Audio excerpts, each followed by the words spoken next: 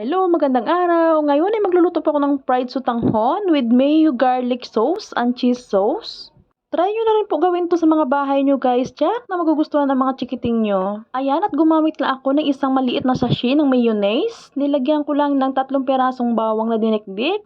And then, pamintang pino, sugar, asin, at kunting tubig. Pag nahalo na po natin, isasalain naman natin para hindi sumama yung bawang doon sa mayo garlic sauce natin. Pagkatapos po ay iset aside muna natin siya. Ngayon ay gagawa naman tayo ng cheese sauce. Naglagay lang ako ng 1 kutsarang butter, and then 1 kutsara din na flour. And then kunting gatas na Alaska Evap, siguro mga 1/4 lang po ng maliit na lata. And then halo-haluin po natin hanggang sa matunaw yung harina. Nilagyan ko na rin po pala ng konting tubig, and then paminta, asin at sugar. Kunti lang po, mga 1/2 teaspoon lang po. Pag sa tingin nyo po na medyo malapot pa yung sauce nyo, ay lagyan nyo na rin po ng konting tubig pa. Kayo na po bahala, depende po sa timpla nyo. Ayan po, at malapot na siya, inilagay ko na rin po yung cheese powder. Yan, ang papaganda ng kulay sa gagawin nating cheese sauce. Ayan, at tuto na rin po yung ating cheese sauce. Ang susunod po ay ipipride na natin yung ating sotanghon. Meron na po ako dito isang balot na sotanghon. Yung nabibili lang po yan sa tindahan, mabilis lang po siya hanapin.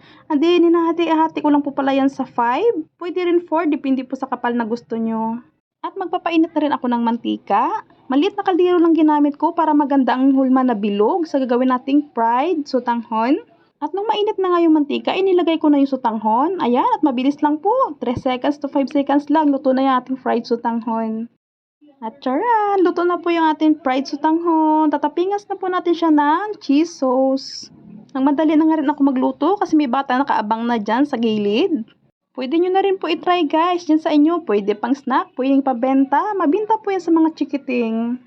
At ayan, nilagay ko na rin po yung cheese sauce. At itinapings ko na rin po pala yung mayo garlic sauce ko. O diba, mabilis lang magluto ng merienda. Naswak sa mga chikiting. Try nyo na rin po guys. Ang bilis lang po at tsak, masarap talaga. Unang kagat. Crispy fried sotanghon sa lutong. Hanggang dito na lang po muna. Thank you for watching guys. Hanggang sa susunod.